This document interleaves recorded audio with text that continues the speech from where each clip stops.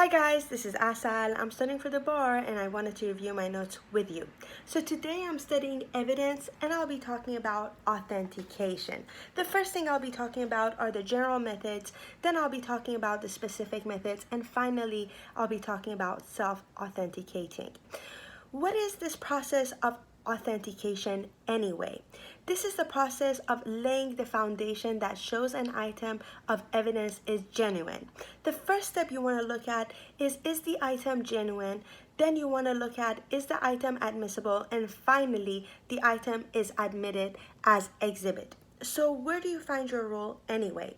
You find your rule under the Federal Rules of Evidence 901A, which states that to satisfy the requirement of authenticating or identifying an item of evidence, the proponent must produce evidence sufficient to support a finding that the item is what the proponent claims it to be.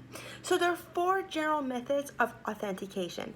The first one is direct testimony, the second one is chain of custody, and the third one is expert comparison, and finally the fourth one is distinctive characteristics.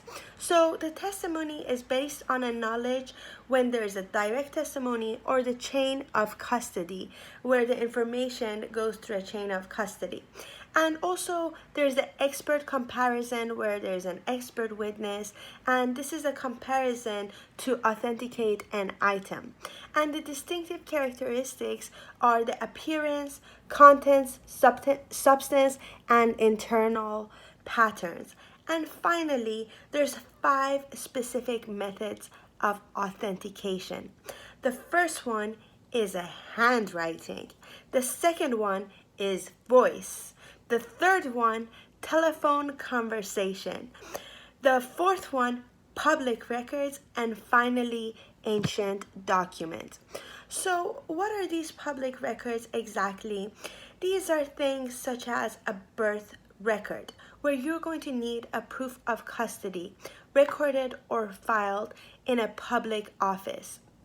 And also, these are some sort of documents that are just basically recorded in public and they're just available. And what are these ancient documents? These are when there's non-suspicious condition, likely place, and at least 20 years old. So the ancient documents are at least 20 years old. And finally, as I told you, the last thing I'll be talking about are the self-authentication.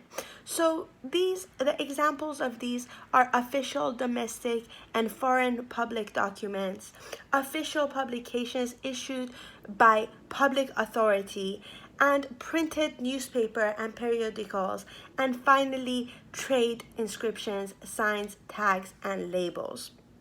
And also for indicating the origin of ownership or control, this is where there's the trade inscriptions, signs, tags, and labels. So to summarize for you, I just talked about Rule 901A, which is the authentication, how you can authenticate, laying the foundation. Then I talked about Rule 901B.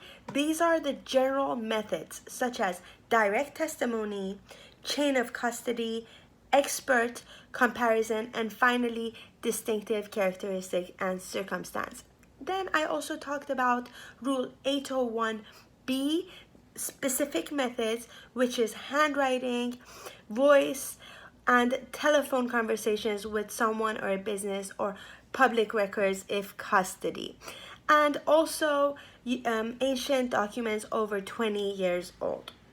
The next thing I'd like to show you is this book right here. This is Evidence Crunch Time. I've actually introduced this book in my other videos before, and I really wanted to show you the exam tips on authentication. So just give me 1 second, bear with me so I can find the page. So it's right here. As you can see, there's exam tips right over here. You see that? So it's right at the bottom of the page is real and demonstrative evidence writings. This is where you find it. And then right here is the authentication. And I'm going to go ahead and read it for you. So it states that Authentication generally to confirm that the item has been properly authenticated. So that's what you're going to have to look at.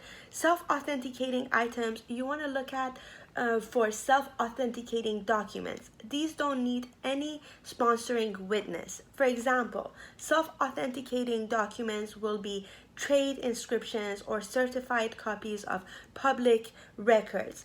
And also, you want to look at the idea of what is a sponsoring witness, because if the item does not fall into one of the categories of self-authenticating items, you want to make sure there's a sponsoring witness who testifies that the item is what its proponent claims it to be. So make sure that the sponsoring witness testimony falls into one of these two following categories. So you're going to have to look at personal knowledge, and also you're going to have to look at chain of custody. So with personal knowledge, either the sponsoring witness has personal knowledge that the item is what the witness says it is, and also with the chain of custody, the sponsoring witness or witnesses testifies as the chain of custody for the object. And lastly, the handwriting, wills, photograph or film, and let's say what else, drawing, chart or illustrations, computer printouts, telephone conversations, incoming calls. So this is where you're going to find your authentication.